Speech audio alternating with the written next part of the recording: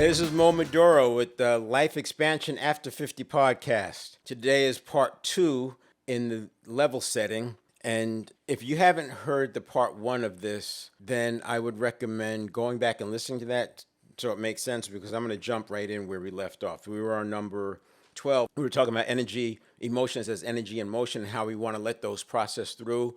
We don't want to suppress even the negative ones because it limits our ability to experience the positive ones. And again, do you agree, disagree, or unsure? And I'm giving you some of the books so that you can do your own research. 90 Seconds to a Life You Love is on the one on emotions. Digestive System and Nutrients, that one was about the tube from the mouth to the anus and being, the digestive system. And that one you can read about in the Biology of Beliefs by Bruce Lipton. And I would say in a lot of ways he's the father of this whole genes and epigenetics, because he was talking about it back in the 70s. He stumbled upon it doing some unrelated experiments. Everything is atoms, and if you understand molecular structures, you can form a hypothesis about why we are the way we are. So if everything is atoms, and I'm not going to get too deep into that, but this thing about the atom is 99.999% possibility and only 0.0000001% matter. And so if you look at it like that what we really have is this vast possibility, but because we do things by habit over and over and over, we keep getting the same thing. When I was learning this, experimenting with this and trying different things, here's how I experienced it. Let's say that you're Tetris. You're the game Tetris. You're on the Tetris side. You're not the player. And you're on Tetris, and you are Tetris, and you're building a wall. You got to have a wall built in certain shapes. You have a vision for this wall, and you're throwing blocks in there, and every block you throw in there, the player's just knocking them down. You can't get a line. And then all of a sudden you get a line and there's hope, but then knocks it down. This is how it felt going through, I call it crossing the river. This is literally how it felt. You just keep doing, if you feel like the floor is getting higher, but you're not really seeing material gains or benefits. And then all of a sudden you see a line in Tetris, right? As Tetris, you get a line. It's skipping down, but you're maintaining that one line. And then all of a sudden you're maintaining two lines. And you know where I'm going with this. And then all of a sudden the third line comes a little easier. Now you got a fourth line. And then by the time you get to that fifth and sixth line, now it's starting to come fast, and there's no stopping. It's and the wall is built. That's how it felt. And had I not been committed, and that's why I think purpose is so important when you're crossing the river, going through this work, because you have to be able to hang in there, and you have to have a reason to hang in there, even in the absence of any encouragement.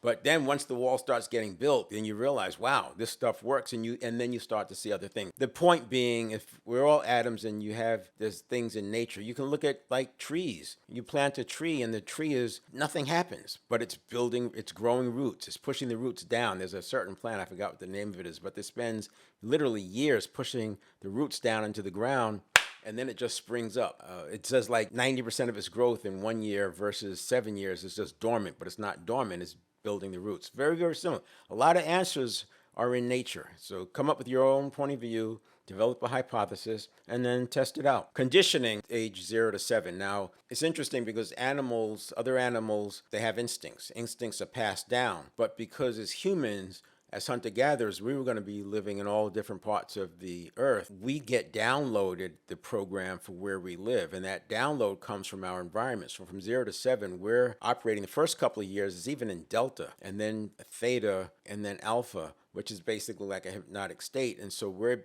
able to just absorb everything that's around us. That's, kids learn to read by being read to. They learn the norms, the socialization process. All of that happens just from being around. That's why there's a lot of talk about, what's the impact of this on the socialization process with the kids being out of school from the pandemic. I teach 7 and 8 year olds at church, for Bible school, and it's one of the conversations that we have because some of the socialization just got missed. These kids were 5 and 6 years old during the pandemic.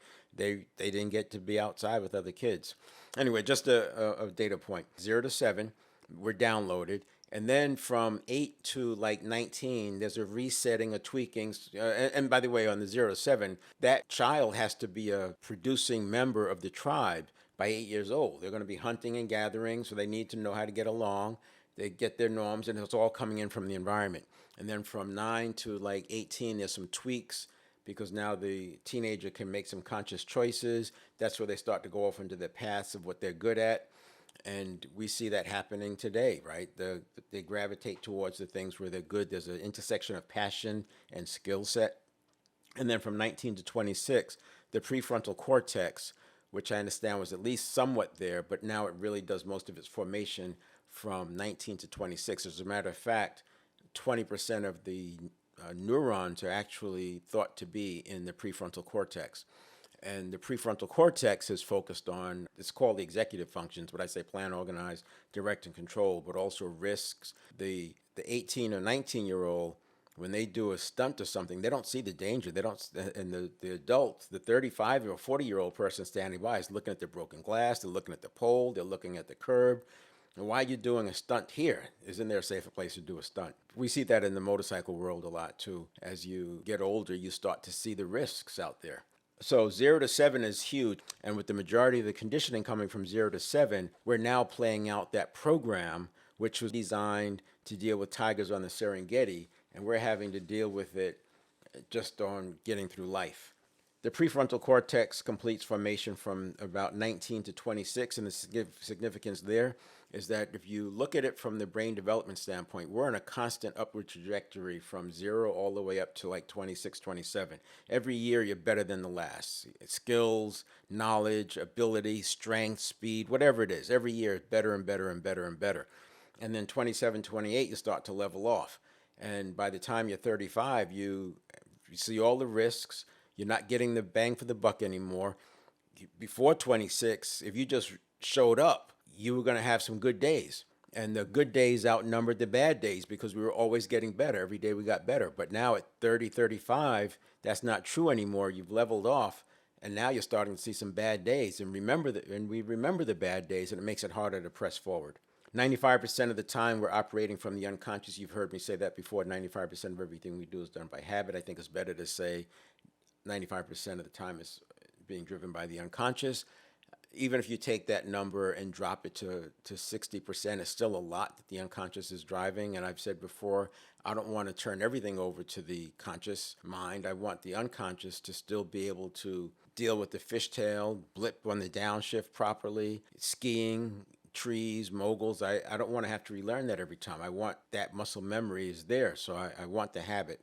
Even deep practice. On my motorcycle course, I teach deep practice for accident avoidance. We want to build that muscle memory in before you need it. So when the emergency happens, your muscle memory is already there. Just like the running back on a football field, they see the hole before they can even process, they've already made the move. The unconscious is actually hundreds of billions of neural pathways made up of neurons and neurotransmitters, enabling them to communicate with each other. We have 100 billion neurons, about 86 billion are in the brain. As I mentioned, 20 billion or so are in the prefrontal cortex, so we didn't even have them until into our 20s. Each of those neurons interacts with anywhere from 1,000 to 10,000 other neurons through the synapses, neurotransmitter. And when you look at it from a permutation standpoint, it's just off the chart. So to put it in perspective what 100 billion is, if you took 1,000 neurons every single day and took them out and put them into a different place, it would take you 273,000 years to move 100 billion neurons. In other words, that's a lot of neurons. And that's important because when we start looking at the neurons are really what's the unconscious, you understand why it's so difficult to get ahead of it. You understand, and if it's 100 billion, the conscious mind doesn't stand a chance. So what we've got to do is get the conscious mind back in charge. And by having the conscious mind in charge, it's now putting those neurons in formation. Part of that is coherence. And you're reducing the rigidity, you're reducing the chaos, and you're reducing the responses to fear because the conscious mind is in charge, and you're allowing the unconscious to do what it's supposed to do, which is remember how to blip properly on the downshift. Thought is energy. Thought comes from the mind. So you've heard this before, that at its most basic form, thought is the same as energy. The mind regulates energy, and the mind is where thought comes from.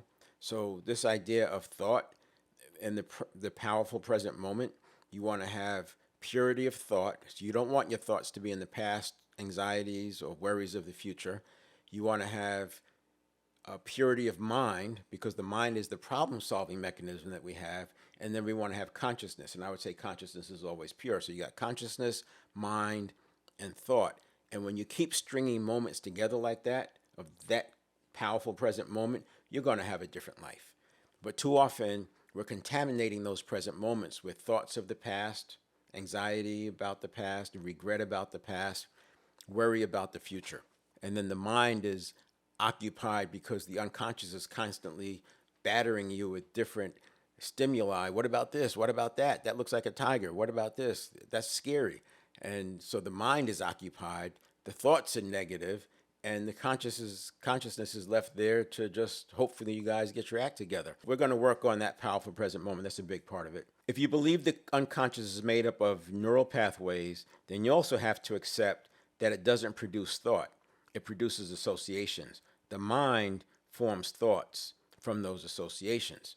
So it's the mind that directs the brain to create the chemical cocktail for the placebo to work, or the nocebo. This is why I don't call the unconscious a mind, because those are associations, whereas the mind is actually able to relate the unrelated. The mind is actually able to put concepts together and derive points of view from arguments, whereas the unconscious, it's just firing and wiring and triggering and sending off information about the associations that are being made. Number 20, people, and remember, you're making a mental note, agree with it, disagree with it, or unsure.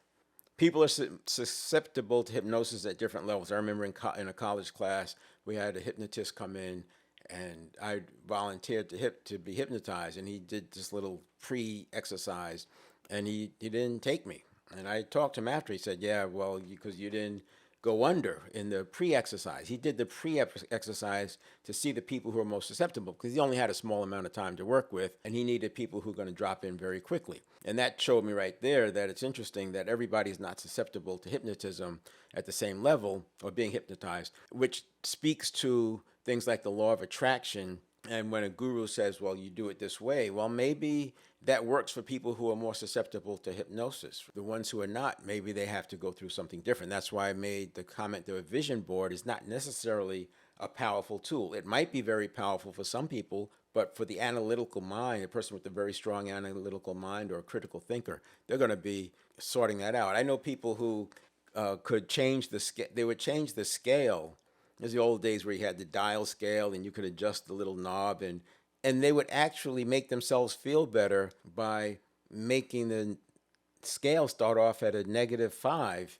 And so then it made them look like they were 5 pounds lighter. And it just boggles my mind. How can you even form that sentence? Because you're looking at the thing, you set it to be -5. How could it actually make you feel better when you see the number? But that's why I said everybody's not the same. And so you got to remember that when you start looking at some of these quote unquote solutions. Beliefs begin to form in childhood, and while they can change, we're generally resistant to changing beliefs. This is a powerful one because beliefs are difficult to change, but they can change. And it's a process to change them. Many of the beliefs that we have, we don't even know we have them. They're just associations, and those beliefs became habits and mindsets without having an understanding of how to change a belief. And I've made the comment before about going through the line. Before you get above the line, you're going to go through this period of cognitive dissonance, because any breakthrough is preceded by some confusion, some dissonance, some discord. And it's the same with the belief. If you're going to change a belief, you're going to have some cognitive dissonance, this uneasiness. And I've learned, especially when crossing the river, I learned when it gets to be too much, you just check out, and I don't watch TV anymore, but just check out and go to bed, or take a walk, or just do something. Forget about whatever it was, because you're not going to get through that wall. Your neurons, I literally think of it as the neurons are just resorting themselves, letting some of the old ones go, or the old synapses go, and the new ones coming in. And by the way, neuroplasticity, which is the action of synaptogenesis, rewiring the neurons basically, sleep is an important part of neuroplasticity. And the more you're stretching your brain, the more you'll find that you need to rest. So I'm going to leave it there. We just hit number 21, and I'm going to go to 31 of these statements. So we're going to finish up on part 3 of this level setting. We'll see you next time.